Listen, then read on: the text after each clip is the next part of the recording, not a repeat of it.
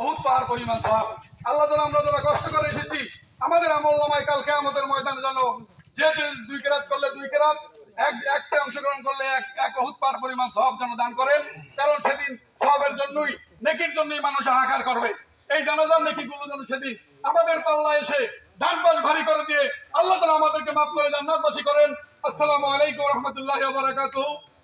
আর এই মাইয়াতের প্রতি আবারও আমি আল্লাহ রাব্বুল আলামিনের কাছে কামনা করছি, আল্লাহ তুমি ওকে মাফ করে দিয়ে ওকে তুমি শহীদ হিসাবে কবুল করে ওকে জান্নাতে উচ্চ মাকাম দান করো। আর পরিবারের প্রতি তুমি খাস রহমত এবং বরকত দান করো। আমিন। আসসালামু আলাইকুম ওয়া রাহমাতুল্লাহি ওয়া বারাকাতুহু।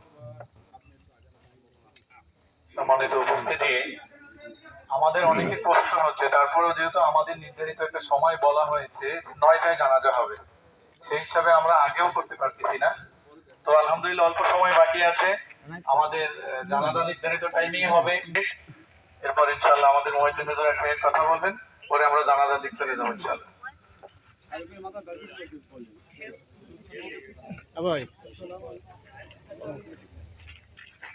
আসসালামু আলাইকুম ওয়া রাহমাতুল্লাহি ওয়া বারাকাতুহু। आज अपनी मौत से कोई बचना नहीं, इंसान हमको बचाता है कल की खबर।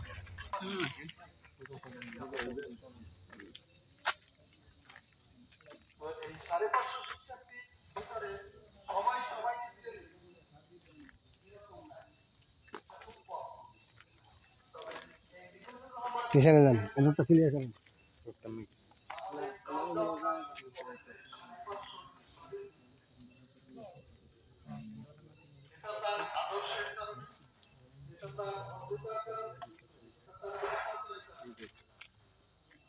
আমরা কতটা ভেঙে পড়ছি।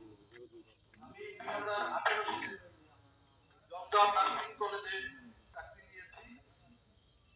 এই 18 সাল থেকে 25 সাল পর্যন্ত আমাদের বিভিন্ন জায়গায় বিভিন্ন স্টুডেন্টের ব্যাপারে আমরা এতটা দেখেছি। কালকে আমাদের কলেজ বন্ধ হয়েছে, হয়তো না হলে আপনারা দেখতে পাচ্ছেন আমাদের 550 স্টুডেন্টই হয়তো এখানে চলে আসে। সকল স্টুডেন্ট চলে গেছে। তার পিছনে কার্যক্রম ছিল আমাদের কলেজে ঢাকা ইউনিভার্সিটি, সেখানের স্টুডেন্টরাও ওর সাথে যারা ওই কোচিনে যারা পড়ছিল গত 3 বছর আগে, সেই কোচিনের স্টুডেন্টরাও আজকে চলে আসছে। অর্থাৎ ও যেখানেই যার সাথে মিশছে সবাই, বাবা, ওর মা, ওর বোন, ওর ভাই, তাদেরকে যেন আল্লাহ ধৈর্য ধারণ করার মতো তৌফিক দান করেন। আমিন। আসসালামু আলাইকুম ওয়া রাহমাতুল্লাহ। ছাত্র মাদ্রাসার ছাত্র ছিলেন আমাদের হাতে গড়া। আমাদের ছাত্রের সাথে শিক্ষকের কি সম্পর্ক, আমার ছেলেমেয়ের সাথেও সম্পর্ক হয় না। এই অনুভূতি আপনাদেরকে বুঝাইতে পারবো না।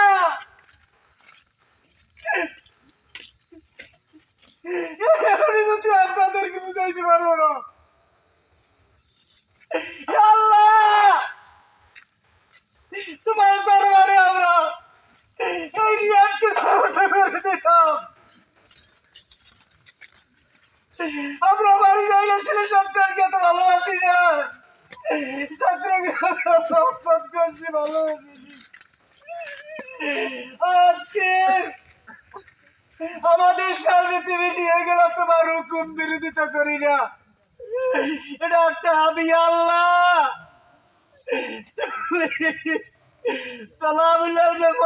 হাদিসের আওতায় জান্নাতের পথ সুগম করে দিও আল্লাহ।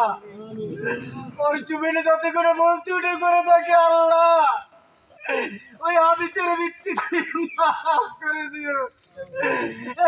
খবরটাকে জান্নাতের বাগিচা বানাই দিও। আমাদের অনুভূতি আপনাদেরকে বোঝাতে পারবো না, আপনারা দোয়া করেন ওর বাবা মাকে দোষটি ধারণ করতে পারে আল্লাহ। ওমা তৌফিক ইল্লা বিল্লাহ। আসসালামু আলাইকুম ওয়া রাহমাতুল্লাহি ওয়া বারাকাতুহু।